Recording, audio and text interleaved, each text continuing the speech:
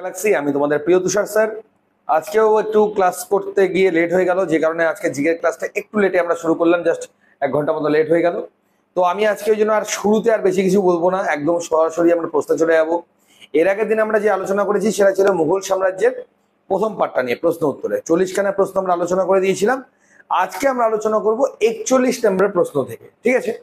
সেই 41 নম্বর প্রশ্নে যা রয়েছে সেটা নিয়ে আমরা সম্পূর্ণ আলোচনায় আসবো। ওকে, তো তার আগে আমাদের স্মার্ট গ্যালাক্সি কোচিং সেন্টার, যেটা বালুঘাট, গঙ্গারামপুর, তপন, বুনিয়াদপুর, কালীগঞ্জ, মালদায় রয়েছে, যেখানে NM, GNM, SSC, GD, RPF, WP, KP সমস্ত প্রিপারেশন চলছে। আবাসিক যেটা রয়েছে শুধু বালুঘাটে, এর জন্য এই নম্বরে কন্ট্যাক্ট করবে। এই পিডিএফটা পেয়ে যাবে তোমরা টেলিগ্রামে, যেখানে কোশ্চেন সহ তোমাদের আমাদের অফলাইন কোচিং এর যে ফেসিলিটিস সম্পূর্ণটা রয়েছে।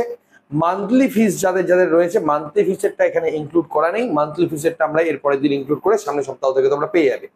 তো আমরা এখন শুরু করব মুঘল সাম্রাজ্যের পরবর্তী প্রশ্নোত্তর নিয়ে, যেটা পার্ট 2, এবং আজকে আমরা আলোচনা করব 51 নম্বর প্রশ্ন থেকে। 51 নম্বর প্রশ্ন থেকে আমরা পরবর্তী যে 40খানা প্রশ্ন রয়েছে সেটা নিয়ে আলোচনা করব, এবং পরবর্তী পার্টে আমরা এটা কমপ্লিট করে দেব, ঠিক আছে? তো আজকের যে প্রথম প্রশ্নটা, যেটা তোমাদের পরীক্ষার জন্য ভেরি ভেরি এবং ভেরি ইম্পর্টেন্ট, সেই প্রশ্নটা আমাদের কি রয়েছে? তুজুকি বাবরি, ডব্লিউপি, কেপি, আরপিএফ, তোমাদের যদি বলে এসএসসি, জিডি, যত ধরনের পরীক্ষা রয়েছে প্রত্যেকটার জন্য কিন্তু ভেরি ভেরি ইম্পর্টেন্ট। তুজুকি বাবরি সবার আগে জানা দরকার যে এটা কি। এটা তুজুকি বাবরি হলো একটি গ্রন্থ, যেটা হচ্ছে বাবর নিজের জীবনের উপরে সম্পূর্ণ গ্রন্থ লিখেছিল। বাবর কে ছিল? বাবর ছিল হচ্ছে মুঘল সাম্রাজ্যের প্রতিষ্ঠাতা। পানিপথের যুদ্ধে লোদি সাম্রাজ্যের পতন ঘটিয়ে ইব্রাহিম লোদিকে 1526 খ্রিস্টাব্দে পানিপথের যুদ্ধে হারিয়ে মুঘল সাম্রাজ্যের প্রতিষ্ঠা করেছিল বাবর, যার পুরো নাম হলো জহিরুদ্দিন মোহাম্মদ বাবর, যার আত্মজীবনী ছিল আমাদের তুজুকি বাবরি। তো এটা আমাদের কোন ভাষায় লেখা হয়েছিল? তো আমাদের এখানে যে অপশনস গুলো রয়েছে সেটা কি রয়েছে? তোমাদের তুর্কি, উর্দু, আরবি না কোনোটি না।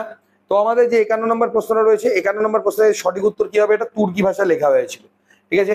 আমরা এতক্ষণ অব্দি জেনেছিলাম যে মুঘল সাম্রাজ্যের সমস্ত লেখাগুলো ফার্সি ভাষায় লেখা হয়েছিল, তা বটে, কিন্তু এটা কিন্তু তার থেকে একটু আলাদা।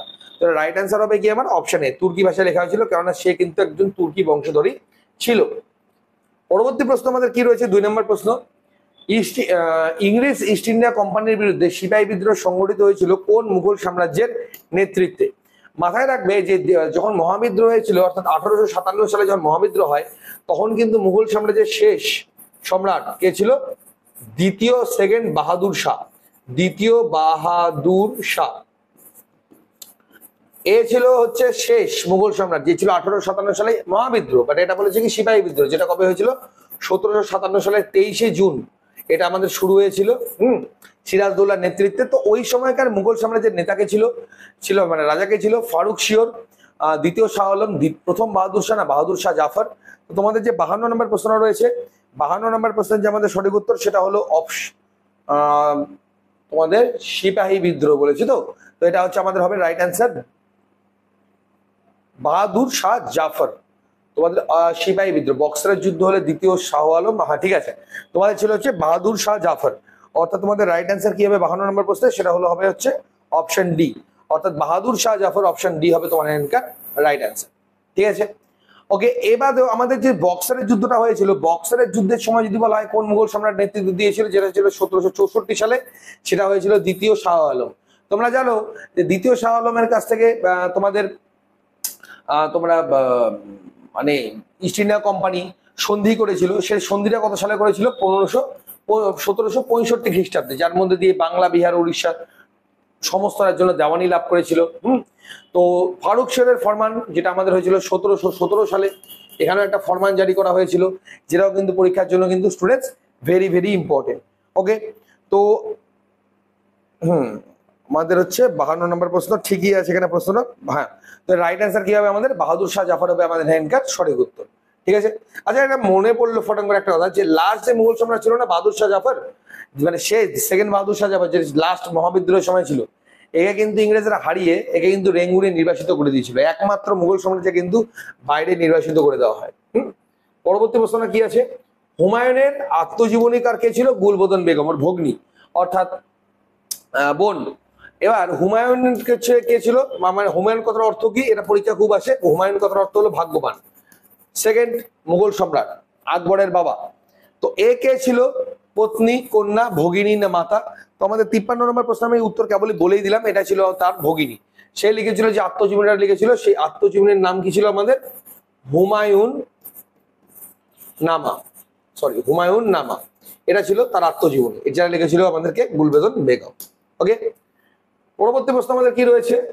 বন্দি দশায় বা নির্বাসিত অবস্থায় মৃত্যুবরণ করেছিল কে? তো আমাদের প্রশ্ন কি আছে? প্রথম বাহাদুর শাহ, শাহজাহান, বাহাদুর শাহ জাফর না, এবং শাহজাহান এবং বাহাদুর শাহ জাফর দুজনেই, মানে বন্দি অবস্থায় তারা মারা গেছিল, সেই দুজন তোমাদেরকে, সেটা হবে অপশন ডি, শাহজাহান এবং বাহাদুর শাহ জাফর এই দুজনেই তারা কিন্তু বন্দি বসা বা নির্বাসিত, কেবলই বললাম বাহাদুর শাহ জাফরকে নির্বাসিত করা হয়েছিল, তো এই দুজনকে কিন্তু নির্বাসিত করা হয়েছিল এবং দুজনে কিন্তু মারা গেছিল। 55 নম্বর প্রশ্নটা কি রয়েছে তোমাদের? আকবরের সমাধি কোথায় আছে? ফতেপুর সিকরি, যেখানে আকবরের অনেক কিছুই তোমরা ফতেপুরের সঙ্গে জড়িত। সেকেন্দ্রা, আগ্রা না দিল্লি? তো তোমাদের 55 নম্বর যে প্রশ্নটা রয়েছে, 55 নম্বর প্রশ্নের সঠিক উত্তর হচ্ছে সেকেন্দ্রায়। আকবরের সমাধিটা তোমাদের কোথায় রয়েছে? এটা হবে সেকেন্দ্রা। সেকেন্দ্রা না, এটা সেকেন্দ্রা। অপশন বি হলো আমার হ্যান্ডকার রাইট অ্যান্সার। ওকে, পরবর্তী প্রশ্ন আমাদের কি রয়েছে এখানে দেখে নাও। 56 নম্বর প্রশ্ন, আদিল শাহের হিন্দু সেনাপতি নাম কি ছিল? আদিল শাহের হিন্দু সেনাপতির নাম কি ছিল? আচ্ছা, হিমু, ব্রহ্মজিৎ গৌর, মান সিং না মালিক অম্বর? তো তোমাদের আদিল শাহের যে হিন্দু সেনাপতি ছিল তার যে সঠিক উত্তর হবে সেটা ছিল, কে ছিল? হিমু। আচ্ছা, এই হিমু কে ছিল আমাদের?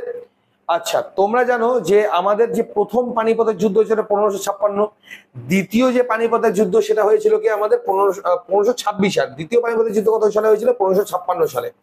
সেখানে লিড কে করেছিল? আদিল শাহের হিন্দু সেনাপতি হিমু। আরেকজন কে ছিল? আকবরের অভিভাবক ছিল। আকবরের অভিভাবকের নাম কি ছিল? বৈরাম খাঁ। এ ছিল, এদের মধ্যে আমাদের দ্বিতীয় পানিপথের যুদ্ধ হয়েছিল কিন্তু, ঠিক আছে। আচ্ছা, ব্রহ্মজিৎ গৌর কে ছিল? এর ছিল শের শাহের হিন্দু সেনাপতি। শের শাহের হিন্দু সেনাপতি ছিল আমাদের হচ্ছে ব্রহ্মজিৎ গৌর। মান সিং আকবরের সবাই সেনাপতি ছিল, মালিক অম্বরের এখানে কোনো উল্লেখ নেই, ঠিক আছে। তো এইগুলো যেগুলো ইনফরমেশন গুলো দিচ্ছি স্টুডেন্টস, এগুলো কিন্তু নোট করো, এগুলো কিন্তু পরীক্ষার জন্য খুবই গুরুত্বপূর্ণ। পরবর্তী প্রশ্ন কি রয়েছে? কোন মুঘল সম্রাট জিজিয়া করকে পুনরায় পুনর্বর্তন করেছিল, মানে পুনরায় আবার শুরু করেছিল? অপশন আমাদের কি রয়েছে? জাহাঙ্গীর, শাহজাহান, ঔরঙ্গজেব না ফারুক শিয়র? তো এই জিজিয়া কর যেটা ছিল, একটা ছিল জিজিয়া কর, একটা ছিল জাকাত কর, ঠিক আছে। জিজিয়া করটা যেটা ছিল সেটা ছিল অমুসলিমদের জন্য, ঠিক আছে, অমুসলিমদের জন্য। আর জাকাত কর যেটা ছিল সেটা ছিল হচ্ছে মুসলিমদের জন্য। তো জিজিয়া কর এবং জাকাত করকে পুনরায় শুরু করেছিল কে? ঔরঙ্গজেব। মুঘল সাম্রাজ্যের মানে মোটামুটি ভাবে শেষ সম্রাটই বলা যায়, একদম শেষ না, মোটামুটি শেষ। তো 1707 সালে তিনি মারা যান, তার সঙ্গে মূল সম্রাটের পতন ধীরে ধীরে আমাদের শুরু হয়ে যায়। ইনি এক আজব সম্রাট ছিলেন, যেই সম্রাট মানে রাজসভায় হাসি পর্যন্ত বন্ধ করে দিয়েছিলেন, ঠিক আছে। জাহাঙ্গীরকে, জাহাঙ্গীর কথার অর্থটা খুব পরীক্ষা আছে। জাহাঙ্গীর কথার অর্থ হচ্ছে আমাদের পৃথিবীর ধারণকারী, এটা কিন্তু পরীক্ষার জন্য ভেরি ভেরি ইম্পর্টেন্ট। আলাউদ্দিন খলজির সেনাপতির নাম কি ছিল? তোমাদের জাফর খাঁ, গাজী মালিক, মালিক কাফুর না উপরের সকলে? তো তোমাদের 58 নম্বর যে প্রশ্ন, 58 নম্বর প্রশ্নের সঠিক উত্তর কি হবে? অপশন তোমাদের ডি। তোমরা মালিক কাপুর তো শুনেইছো, মানে পদ্মাবত যদি সিনেমাটা দেখে থাকো, ওখানে মালিক কাপুরের সম্পূর্ণ বিবরণ দেওয়া আছে, গোটা বইয়ে তার সাথে আছে। গাজী মালিক এবং জাফর খাঁ তিনটাই ছিল আলাউদ্দিন খলজির, কিন্তু খলজি বংশের শ্রেষ্ঠ সম্রাট ছিল আলাউদ্দিন খলজি, যাকে কি সেকেন্ড আলেকজান্ডার বলা হতো, দ্বিতীয় আলেকজান্ডার বলা হতো। দ্বিতীয় আলেকজান্ডার বলা হতো কাকে? আলাউদ্দিন খলজিকে। এরা ছিল তার হচ্ছে সমস্ত সেনাপতি। পুরীর জগন্নাথ মন্দির কে ধ্বংস করেছিল? ইব্রাহিম লোদি, আলাউদ্দিন খলজি, গিয়াসউদ্দিন বলবন না ফিরোজ শাহ তুগলক? তো আমাদের 59 নম্বরের যে প্রশ্নটা রয়েছে, 59 নম্বর প্রশ্ন যে সঠিক উত্তর হবে সেটা হলো আমাদের ফিরোজ শাহ তুগলক, ঠিক আছে। গঙ্গবংশ এই পুরীর জগন্নাথ মন্দিরটা কে তৈরি করেছিল? গঙ্গবংশের অনন্ত বর্মন। গঙ্গবংশের অনন্ত বর্মন তৈরি করেছিল পুরীর জগন্নাথ মন্দির। তো এটাকে ধ্বংস কে করেছিল? ফিরোজ শাহ তুগলক। ফিরোজ শাহ তুগলককে আমাদের সুলতানি যুগের আকবর বলা হয়ে থাকে। সুলতানি যুগের আকবর বলা হয়ে থাকে আমাদের ফিরোজ শাহ তুগলককে। ইব্রাহিম লোদি, লোদি বংশের শ্রেষ্ঠ সম্রাট, খলজি বংশের শ্রেষ্ঠ সম্রাট আলাউদ্দিন খিলজি। এর আসল নাম কি? এটা তোমাদের প্রশ্ন দিচ্ছি, একটা কমেন্ট সেকশনে আনো, এটা ভেরি ইম্পর্টেন্ট। গিয়াসউদ্দিন তুগলক এক আজব রাজা ছিল, সিজদা এবং পাইপস এর মতো দুটো আজব জিনিস তৈরি করেছিল, মানে পায়ে চুম্বন খেতে হবে, রাজার তো এটা ছিল পাইপস। আর সিজদা তাও মানা যায়, যেটা হচ্ছে আমাদের নতজানু হয়ে প্রণাম করা বা একটা ভক্তি জানানো, ঠিক আছে। তো এগুলো চালু করেছিল। কোন মুঘল সম্রাট এমপ্লয়মেন্ট এক্সচেঞ্জ তৈরি করেছিল? আমরা প্রত্যেকেই এমপ্লয়মেন্ট এক্সচেঞ্জ নামটার সঙ্গে আমরা প্রত্যেকেই জড়িত, তো আমরা জানি। তো এমপ্লয়মেন্ট এক্সচেঞ্জ কে তৈরি করেছিল? গিয়াসউদ্দিন বলবন ইলতুৎমিশ। ইলতুৎমিশ ছিল হচ্ছে দাস বংশের সেকেন্ড সুলতান, মানে কুতুবুদ্দিন আইবকের জামাতা ছিল ইলতুৎমিশ, সে ছিল। আর সুলতানা রাজিয়া একমাত্র সুলতানি যুগের একমাত্র মহিলা সুলতান, একমাত্র মহিলা সুলতান কে ছিল? সুলতানি যুগের সুলতানা রাজিয়া। আর এর রাইট অ্যান্সার কি হবে? এমপ্লয়মেন্ট এক্সচেঞ্জ তৈরি করেছিল ফিরোজ শাহ তুগলক। সেচ ব্যবস্থার প্রবর্তক তিনি ছিলেন। সেচ ব্যবস্থাকেও খুব ভালো করে দিয়েছিল, হ্যাঁ, সেচ ব্যবস্থাকেও তিনি কিন্তু খুব ভালো করে দিয়েছিলেন, ঠিক আছে।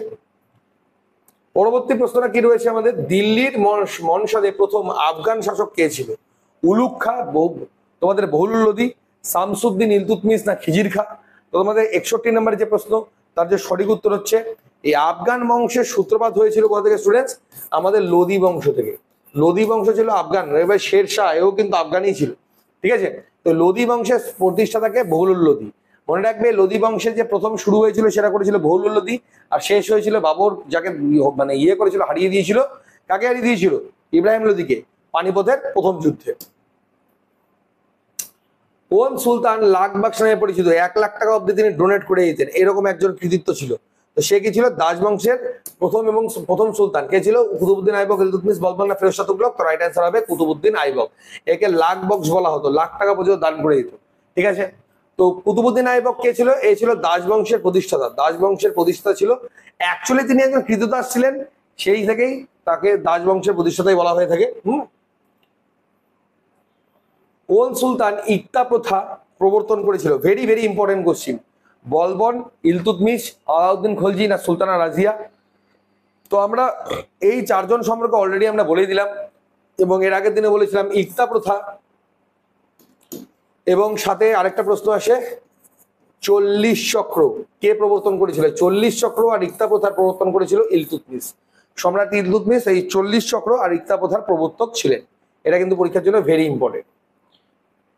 ইসলাম ধর্মের প্রতি গভীর নিষ্ঠার জন্য কোন মুঘল সম্রাট জিন্দা পীর নামে পরিচিত ছিল? জিন্দা পীর নামে এই মানে শিয়া এবং সুন্নি সম্প্রদায়ের ছিল, শিয়া সম্প্রদায় এবং সুন্নি সম্প্রদায়, সুন্নি গোড়া ছিল। তো সুন্নি সম্প্রদায়ের প্রতি মুসলিম যে কোন মুঘল সম্রাট মানে খুব বেশি ভক্তি ছিল, মানে খুব ধার্মিক গোছের লোক ছিলেন কে? সে ছিল হচ্ছে আমাদের এই হুমায়ুন, জাহাঙ্গীর, ঔরঙ্গজেব, আকবরের মধ্যে রাইট অ্যান্সার হবে ঔরঙ্গজেব। জিন্দা পীর নামে পরিচিত ছিল, ঠিক আছে। মুসলিম সম্প্রদায়ের প্রতি একটা বিশেষ ভক্তি তার মধ্যে দেখতে পাওয়া যায়। এটা একটু প্রশ্নটা ভুল আছে, এটা ঠিক করে দিচ্ছি আমি। প্রশ্নটা হবে খুম না, এটা হবে খুররম। খুররম কার প্রকৃত নাম? শাহজাহান, বাবর, আকবর না হুমায়ুন? তো খুররম হলো শাহজাহানের প্রকৃত নাম। শাহজাহানকে বিল্ডার অফ মুঘল এম্পায়ার বলা হয়ে থাকে, বিল্ডার অফ মুঘল এম্পায়ার বলা হয়ে থাকে শাহজাহানকে। এটা অরিজিনাল নাম ছিল হচ্ছে আমাদের খুররম। এটা কিন্তু পরীক্ষার জন্য ভেরি ইম্পর্টেন্ট, ঠিক আছে। পরবর্তী প্রশ্ন, জাহাঙ্গীর কোন শিখগুরুকে হত্যা করেছিল? 2 জন শিখগুরুকে মুঘল সম্রাটরা হত্যা করেছিল। একটা ছিল পঞ্চম শিখগুরু গুরু অর্জুন, 5th অর্জুন, গুরু অর্জুন, আর 9th এটা তো হাতির পায়ে পিষে মারা হয়, নবম শিখগুরু তেগ বাহাদুর। এই অর্জুনকে হত্যা করেছিল কে? আমাদের জাহাঙ্গীর। পঞ্চম শিখগুরুকে হত্যা করেছিল।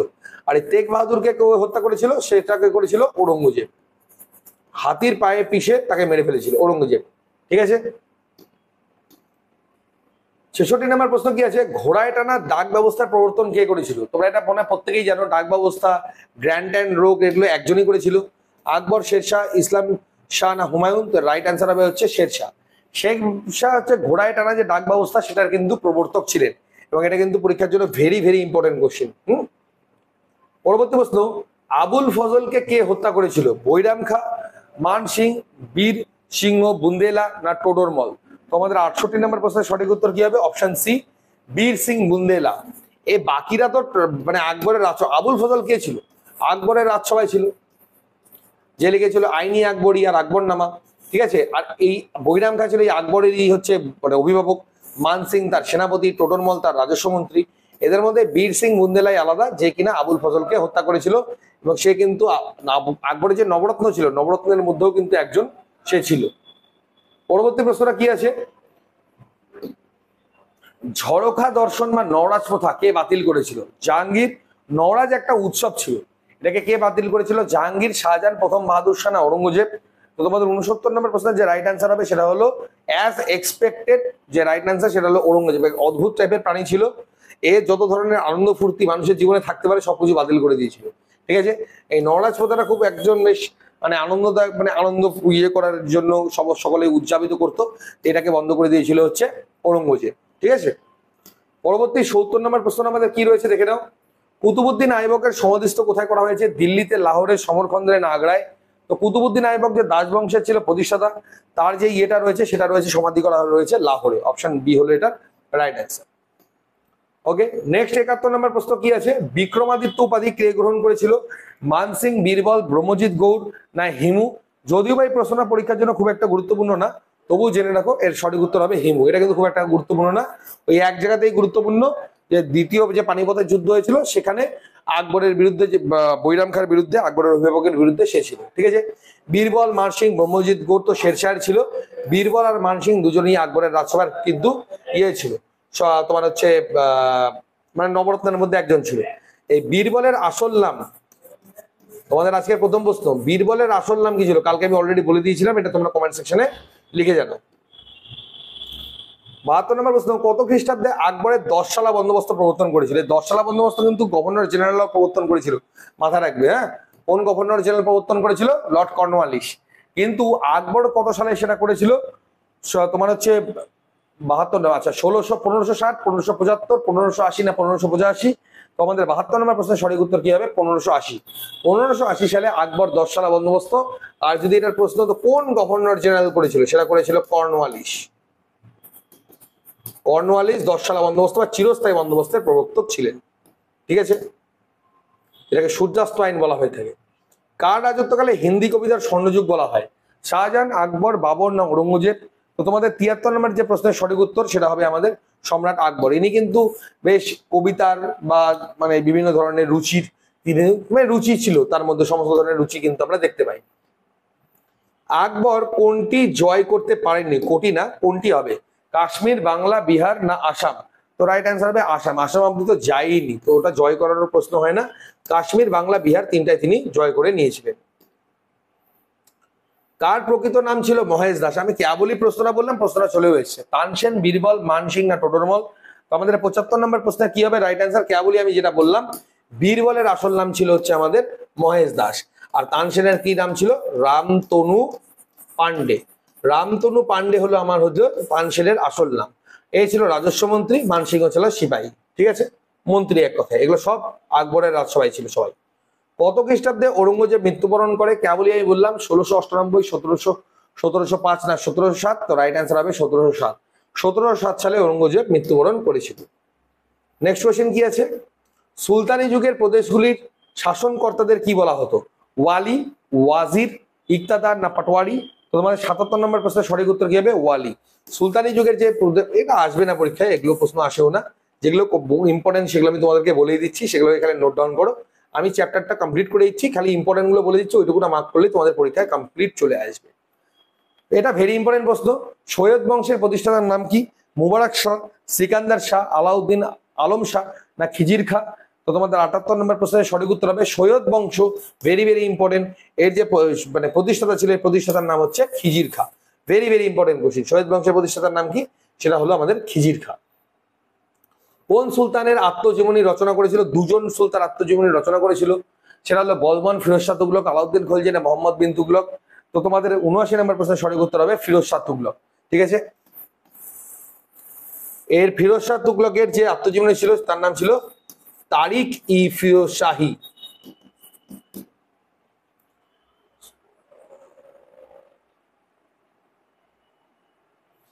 জিয়াউদ্দিন বরণী, আচ্ছা তারিকি ফিরোজ শাহী, হ্যাঁ তারিকি ফিরোজ শাহী, তুজুকি ফিরোজ শাহী, ফিরোজ শাহী।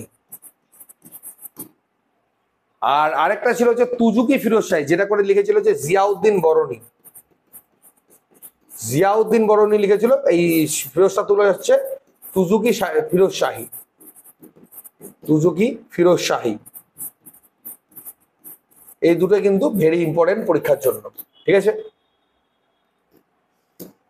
মোহাম্মদ বিন তুগলক, যার আসল নাম ছিল জুনাখা, পাগল রাজা নামে পরিচিত ছিল তুগলক বংশে, এবং এর সময় কিন্তু তুগলক বংশ সবচেয়ে বেশি বিস্তৃত হয়েছিল। হ্যাঁ, ইরান জয়ের পরিকল্পনা কে করেছিল? মোহাম্মদ বিন তুগলক, আলাউদ্দিন খলজি, ইলতুৎমিশ দা বলবন। তো 80 নম্বর প্রশ্নের সঠিক উত্তর কি হবে? মোহাম্মদ বিন তুগলক। এর দ্বারা এগুলো ভাবা পসিবল। তো রাইট অ্যান্সার কি হবে? আমার অপশন এ হবে এটার আমার সঠিক উত্তর, ঠিক আছে। পরবর্তী প্রশ্ন, দিল্লির কাছে সিরি নামক একটি নগর কে নির্মাণ করেছিল? ইলতুৎমিশ, মোহাম্মদ বিন তুগলক, সিকান্দার লোদি না আলাউদ্দিন খলজি? তো তোমাদের 81 নম্বর যে প্রশ্ন, তার সঠিক উত্তর হলো আলাউদ্দিন খলজি। আলাউদ্দিন খলজি দিল্লির পাশে সিরি নামক একটা নগরে তিনি নির্মাণ করেছিলেন, ঠিক আছে। নেক্সট কোশ্চিন, কোন মহিলার প্রকৃতি মুঘল সাম্রাজ্যের মুদ্রায় পাওয়া যায়? মুঘল সাম্রাজ্যের মুদ্রায় একজনেরই প্রকৃতি পাওয়া যায়, গুলবদন বেগম, হামিদা বানু, নূরজাহান না মরিয়ম? তো রাইট অ্যান্সার কি হবে? নূরজাহান। নূরজাহান চক্র আমরা নামও শুনেছি, যে মুঘল মুদ্রায় একমাত্র যে ছবি পাওয়া যায় সেটা পাওয়া গেছিল নূরজাহান। নূরজাহান কথার অর্থ হলো জগতের আলো, জগতের আলো, নূরজাহান কথার অর্থ। মনসবদারি প্রথা কে প্রবর্তন করেছিল? Very very important. পদমর্যাদা, মনসব কথার অর্থ কি? পদমর্যাদা। এটা কিন্তু ভেরি ইম্পর্টেন্ট, পরীক্ষায় আসে। মনসব কথার অর্থ কি? পদমর্যাদা। এই মনসব কে করেছিল? শেরশাহ, ঔরঙ্গজেব, আকবর না হুমায়ুন? তো রাইট অ্যান্সার কি হবে? আকবর। আকবর হচ্ছে মনসবদারি যে প্রথা সেটা কিন্তু প্রচলন করেছিল। স্টুডেন্টস, এই যে প্রশ্নগুলো আমি তোমাদেরকে দিচ্ছি না, এগুলো কিন্তু আমাদের এই বইটাতে পেয়ে যাবে, ঠিক আছে। এই বইটা আমাদের অবশ্যই তোমরা অ্যামাজন, ফ্লিপকার্ট অথবা তোমরা মেশোতেও পেয়ে যাবে, যার লিঙ্ক ডেসক্রিপশন বক্সে দেওয়া আছে। কেপি কনস্টেবল বোর্ডের ব্যাখ্যা স্বরূপ সম্পূর্ণ 30টা মক টেস্ট সহ সম্পূর্ণ ডিটেলিং কিন্তু সেখানে আলোচনা করা রয়েছে, ঠিক আছে। পরবর্তী কি আছে, কোন মুসলিম সেনানায়ক ত্রয়োদশ শতকে বঙ্গদেশ জয় করেছিল? তৈমুর, ইন্ডিয়ার উদ্দিন, সরি ইন্ডিয়ার উদ্দিন না, এটা হবে ইখতার উদ্দিন। হ্যাঁ, ইখতার উদ্দিন বিন বখতিয়ার খলজি, চেঙ্গিস খান না আব্দুর হামিদ খান ই খান? তো তোমাদের 84 নম্বর যে প্রশ্ন, তার যে রাইট অ্যান্সার হবে সেটা হলো আমাদের অপশন বি। একটু ভুল দেওয়া আছে, এটা কারেকশন করে নেবে। এটা হবে হচ্ছে ইখতার উদ্দিন মোহাম্মদ, তারপরে হচ্ছে বিন বখতিয়ার খলজি। ইখতার উদ্দিন মোহাম্মদ বিন বখতিয়ার খলজি এ বঙ্গদেশ জয় করেছিল 1206 খ্রিস্টাব্দে, ঠিক আছে। কোন মধ্যযুগীয় শাসক আইনি দর্শালা প্রবর্তন করেছিল? বলবন, ফিরোজ শাহ তুগলক, শেরশাহ না আকবর? তো আমাদের 85 নম্বর প্রশ্নের সঠিক উত্তর হবে আকবর। আকবর করেছিল হচ্ছে আইনি দর্শালা নামক একটা আইন তিনি প্রবর্তন করেছিলেন, ঠিক আছে। ভারতে সামরিক কৌশল হিসেবে ভুলঘুমা শতক সর্বপ্রথম কে ব্যবহার করেছিল? আলাউদ্দিন খলজি, মোহাম্মদ বিন তুগলক, বাবর না আকবর? তো তোমাদের 86 নম্বর যে প্রশ্ন, তার সঠিক উত্তর হলো অপশন সি, বাবর। এটা কি ছিল?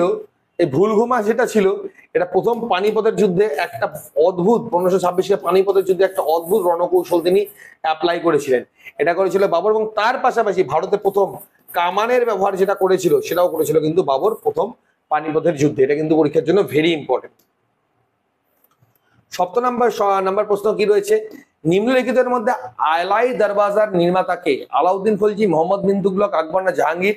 তো তোমাদের 87 নম্বর প্রশ্নের সঠিক উত্তর দেখো, এর নামের মধ্যেই আছে আলাউদ্দিন খলজি হচ্ছে এটা রাইট অ্যান্সার, এবং এটা কিন্তু ভেরি ভেরি ভেরি ইম্পর্টেন্ট। আলাই দরবাজার নির্মাতাকে? সেটা হলো আমাদের আলাউদ্দিন খলজি। কোন মুঘল সম্রাট রাজপুরুষ উপনিষদের ফার্সিতে উপবাদ করেছিলেন? আকবর, বাবর, শাহজাহান না দারাশুকো? তো রাইট অ্যান্সার হবে আমাদের অপশন ডি, দারাশুকো হবে সঠিক উত্তর। এটা খুব একটা ইম্পর্টেন্ট অঙ্ক না, এটা মানে কোশ্চিন না, এটাকে স্কিপও তোমরা করতে পারবে। কোন মুঘল রাজপুত আবুল ফজলকে হত্যা করেছিল? আমরা কেবলই আমরা বলে দিলাম খসরু, সেলিম, খুররম। হত্যা করিয়েছিলেন তাই বলি, এটা তো হত্যা কেউ করেনি, হত্যা করিয়েছিলেন। তো আমাদের কে হত্যা করিয়েছিল? সেটা করেছিল সেলিম, জাহাঙ্গীর, ঠিক আছে। জাহাঙ্গীর বলতে আকবরের নিজের ছেলে, সে কিন্তু আকবরের যে নবরত্নের মধ্যে একজন, আবুল ফজল, তাকে কিন্তু হত্যা করিয়েছিলেন। অর্থাৎ অপশন বি হবে আমার হেনকার সঠিক উত্তর। এবং তোমাদের আজকে যে লাস্ট প্রশ্ন কি রয়েছে, যে এখানে রয়েছে ঈশ্বরের শহর খাজুরাহ ইউনেস্কো স্বীকৃতি বিশ্ব হেরিটেজ সাইট, যেটি 11 শতকে প্রথম উল্লেখ করেন তিনি কে ছিলেন? ইবন বতুতা, ইবন সিনা, আবু রেহান আল বিরুনি না ওমর খয়াম? তোমাদের 90 নম্বর প্রশ্নের সঠিক উত্তর হবে আবু রেহান আল বিরুনি। আল বিরুনি প্রথম কিন্তু আমাদের ঐশ্বরের শহর খাজুরাহের কথা বা খাজুরাহের মন্দিরের কথা কিন্তু উল্লেখ করেছিলেন। তো ডিয়ার স্টুডেন্টস, আজকের যে আমাদের ক্লাসটা ছিল, আজকের ক্লাসটা ছিল এতটাই। একটু লেট হয়ে গেল, নো প্রবলেম, ক্লাসগুলোকে ঠিকঠাক ফলো করো। যখন আমি ক্লাস করাই না কেন সেটাকে তোমরা রেসপেক্টফুলি নাও, কারণ এই ক্লাসগুলো কিন্তু তোমাদের পরীক্ষার জন্য ভীষণই গুরুত্বপূর্ণ। জাস্ট পরীক্ষা যখন তোমার ডেট দিয়ে দেবে তখন বুঝতে পারবে যে আমি যেগুলো করাচ্ছি যেগুলো করাচ্ছি সেগুলো কি লেভেলের তোমাদের ইম্পর্টেন্ট হয়ে দাঁড়াতে পারে। ওকে, সো ডিয়ার স্টুডেন্টস, আজকের যে ক্লাসটা ছিল, আজকের ক্লাসটা এতটাই। জিএনএম, এনএম এবং আমাদের পুলিশের প্রিপারেশনের সম্পূর্ণ ক্লাসগুলো চলছে, এগুলো কিন্তু কাইন্ডলি তোমরা ফলো করো, মানে আগামী দিনের পরীক্ষার জন্য সেগুলো কিন্তু ভেরি ভেরি ইম্পর্টেন্ট হয়ে দাঁড়াবে। তো ডিয়ার স্টুডেন্টস, আজকের মতো ক্লাসটা এতটাই। কেমন লাগলো অবশ্যই জানিও, ডেসক্রিপশন বক্সে সবই দেওয়া রয়েছে। কমেন্ট সেকশন অলওয়েজ ওপেন, যদি কোনো কিছু জানার থাকে সেখানে তোমরা কমেন্ট সেকশনে অবশ্যই জানাতে পারো। ধন্যবাদ।